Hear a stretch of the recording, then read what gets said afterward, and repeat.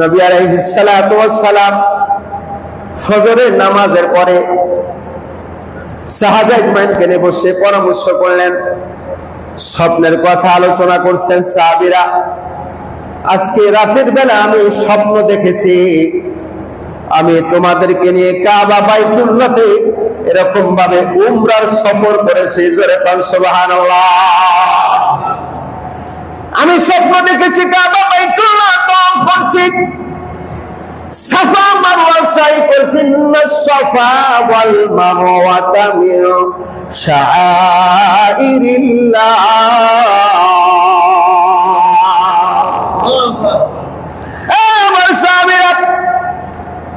আমি স্বপ্ন দেখেছি তোমাদেরকে সাফা মারওয়া সাই করছি, কাবা বাইতুল্লাহ তওয়াফ করছি, মাকাম ইব্রাহিমের পাশে নামাজ আদায় করছি। স্বপ্ন দেখেছি সাহাবা ইকরাম দাঁড়ায় গেলেন, আবু বকর সিদ্দিক দাঁড়ায় গেলেন, ইয়া রাসূলুল্লাহ আপনার স্বপ্ন তো সত্য, যেহেতু স্বপ্ন দেখেছেন আমরা কাবা বাইতুল্লাহতে গিয়েছি, তওয়াফ করছে, উমরা করছে, নবীজি গো দেরি করার দরকার নেই, চলুন আমরা হজের সফরে উমরার সফরে বের হয়ে যাই। আল্লাহ নবী সাহাবা ইকরামকে বললেন, ঠিক আছে সিদ্ধান্ত যা, তোমরা প্রস্তুতি গ্রহণ করো, আমরা অল্প সময় মক্কাতে চলে যাব, কাবা বাইতুল্লাহ তওয়াফ করব। আমরা কাবা বাইতুল্লাহ ধরে ধরে মালিকের কাছে দোয়া করব, আমরা হাজরাত সাহেব চুম্বন করব, আমাদের সফরে যেতে হবে। আল্লাহ নবীর এই নির্দেশ মোতাবেক এরকম ভাবে সাহাবাইবার প্রস্তুতি শুরু করলেন। 100 নয়, 200 নয়, 400 নয়, 500 নয়, কোন কোন বর্ণনা আছে 1400, কোন কোন বর্ণনা আছে 1500, আবার সঠিক বর্ণনা হলো 1450 সাহাবাইকে নিয়ে আল্লাহর নবী উমরার উদ্দেশ্যে মক্কার দিকে রওনা করলেন। কত? 1450 বিশাল সাহাবীদের কাফেলা নিয়ে আল্লাহর নবী উমরা করার জন্য রওনা করলেন। মক্কার কাফেররা ইতিমধ্যে খবর পেয়ে গেল মুহাম্মদ সাল্লাল্লাহু আলাইহি ওয়াসাল্লাম সাহাবীদেরকে নিয়ে মক্কার দিকে রওনা করেছে, মক্কায় আসবে, তওয়াফ করবে। কাফেরেরা বিভিন্ন গোত্র তৈরি করলো, মোরগ তৈরি করলো। খালিদ ইবনে ওয়ালিদ এরকম ভাবে ইসলামের বড় বাহাদুর ছিল, সেও যুদ্ধের জন্য প্রস্তুতি নিল। আল্লাহ নবী এবং সাহাবায়ে যুদ্ধ করার নিয়ত ছিল না, যুদ্ধ করার কোনো ইচ্ছা নিয়ে রয়ে যান নাই। এর জন্য তিনি ওই রাস্তা পার করে অন্য একটা রাস্তা দিয়ে রওনা করলেন। যেতে যেতে যেতে যেতে হুদাইবিয়া নামক স্থান, হুদাইবিয়া একটা কূপের নাম, এই কূপের কাছে গিয়ে সাহাবায়ে অবস্থান করলেন। আল্লাহর নবী কাফেরদের প্রতিনিধিদেরকে জানায় দিলেন, হে মক্কার কুরাইশেরা, প্রতিনিধিরা শোনো, আমি মুহাম্মদ এবং আমার সাহাবীরা আমরা মক্কাতে যুদ্ধ করতে আসি নাই, আমরা উমরা করতে আসি।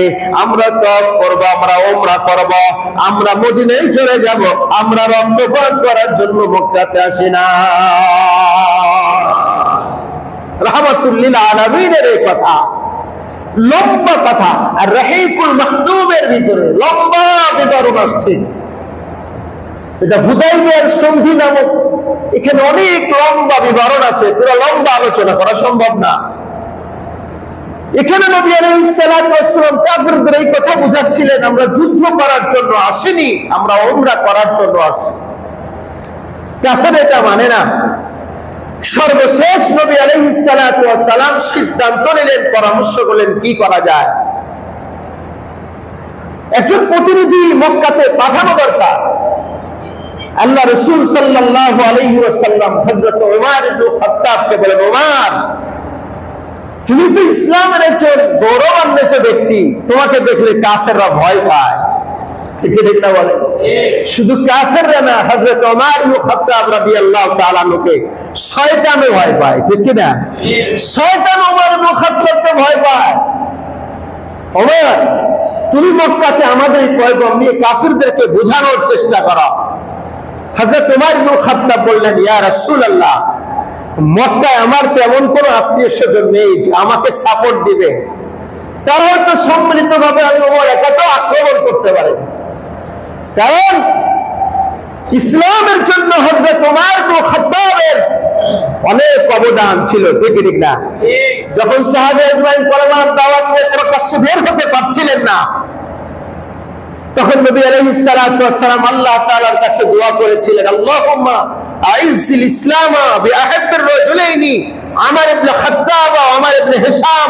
আয় আল্লাহ, আপনি ইসলামকে দুই ব্যক্তির, যে কোনো এক ব্যক্তির মাধ্যমে ইসলামকে মর্যাদাশীল করেন। একজন হলো ওমর ইবনে খাত্তাব, আর একজন ওমর ইবনে হিশাম আবু জাহেল। দুইজনের যার মাধ্যমে আপনি পছন্দ হয় তার মাধ্যমে ইসলামকে আপনি বিজিত করেন, ইসলামকে শক্তিশালী করেন।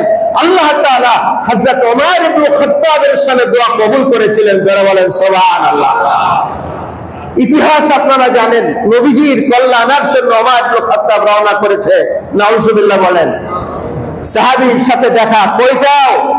মুহাম্মাদের কল্যাণ আনতে যায়। নাউজুবিল্লাহ বলে, মুহাম্মাদের কল্যাণ আনতে যাইবা, মুহাম্মাদের সাথে বসে থাকবে না, তুমি আগে নিজের ভগ্নিপতি বোনের খবর নাও। বলে, কি বলে? তারাও তো মুসলমান হয়েছে।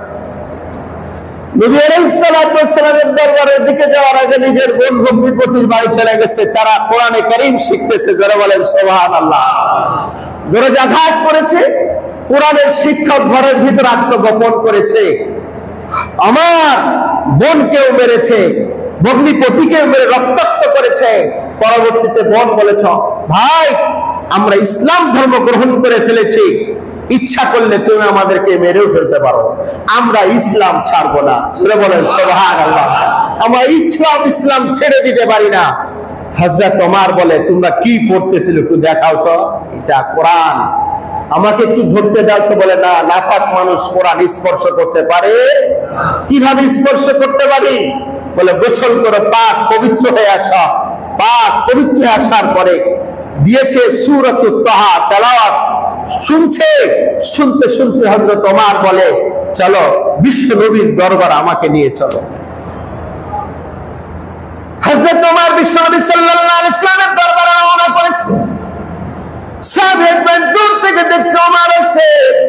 আল্লাহ নবীর সাহাবারা বললেন, তোমরা তীর তরবারি রেডি হয়ে যাও, ওমর নবীজিকে হত্যা করার জন্য আসছে। আসার সাথে সাথে ওমরকে আমরা হত্যা করব। আল্লাহ নবী বললেন, না, ওমর সেই ওমর নাই, ওমর পরিবর্তন হয়ে গেছে ইসলামের জন্য। যারা কান সুবহানাল্লাহ। সেই ওমর নাই।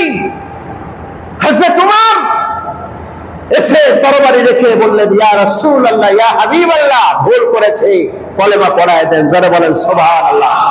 ইসলাম ধর্ম গ্রহণ করার পরে হযরত ওমর প্রকাশ্যে সাহাবায়ে ইকরাম জামাত নিয়ে কাবা বাইতুল্লাহ দিয়ে আযান দিয়ে নামাজ আদায় করলেন। যারা বলেন সুবহানাল্লাহ।